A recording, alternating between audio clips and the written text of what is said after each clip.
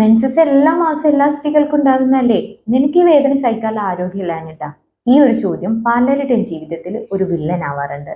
ഞാൻ പറഞ്ഞു വരുന്നത് എൻഡോമെട്രിയോസിസിനെ കുറിച്ചാണ്. പീരീഡ് സമയത്തുള്ള വേദന പീരീഡ്സ് ആയത് മുതലേ തുടങ്ങിയതാണ്.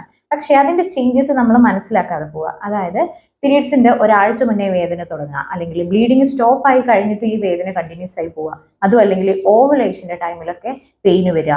ഈ വേദന നോർമൽ അല്ല, നമ്മൾ ഇത് ഇൻവെസ്റ്റിഗേറ്റ് ചെയ്യണം എന്നുള്ളത് നമ്മൾ മനസ്സിലാക്കുന്നത് നമ്മളുടെ നിത്യജീവിതത്തിൽ നമ്മൾ സ്ഥിരമായിട്ട് ചെയ്യുന്ന ജോലികളെ ഇത് അഫക്ട് ചെയ്യുമ്പോഴാണ്. യങ് ഏജിലൊക്കെ നമ്മൾ പെയിൻ കില്ലർ കഴിക്കും, കിടക്കും, നമ്മൾ റെസ്റ്റ് എടുക്കും. നമുക്ക് റെസ്റ്റ് എടുക്കാൻ പറ്റും, പക്ഷെ കുറച്ചങ്ങ് കഴിഞ്ഞാൽ ഒരു 30+ ആയി കഴിഞ്ഞാൽ നമുക്ക് ഡെയിലി റൂട്ടീൻസ് ചെയ്യണം. നമുക്ക് അതിൽ നിന്ന് ഒഴിഞ്ഞു പോകാൻ പറ്റാത്ത അവസരങ്ങൾ വരും.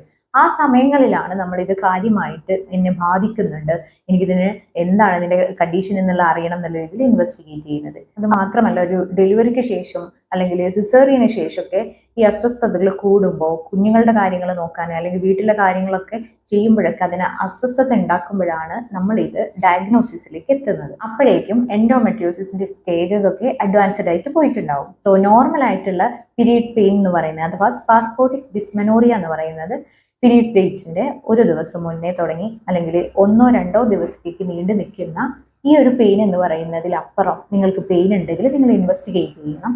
എപ്പോഴും എൻഡോമെട്രിയോസിസിന്റെ ട്രീറ്റ്മെന്റ് എന്ന് പറയുന്നത് വളരെ ഇൻഡിവിജ്വലിസ്റ്റിക് ട്രീറ്റ്മെന്റ് ആണ്. നമ്മൾ സൂപ്പർഫിഷ്യൽ ആയിട്ടുള്ള മെഡിസിൻസ് കൊടുത്തുകൊണ്ട് മാത്രം എൻഡോമെട്രിയോസിസ് കൺട്രോളിലാവില്ല. നമുക്ക് അതിന്റെ അസ്വസ്ഥതകളൊക്കെ കുറയണമെന്നുണ്ടെങ്കിൽ നല്ല രീതിയിൽ കേസ് എടുത്തതിന് ശേഷം ഇൻഡിവിജ്വലിസ്റ്റിക് ട്രീറ്റ്മെന്റ് തന്നെ എടുക്കണം. ലേഡീസ് ഹെൽത്തിനെ കുറിച്ച് നമുക്ക് കൂടുതൽ സംസാരിക്കാം. Follow for more.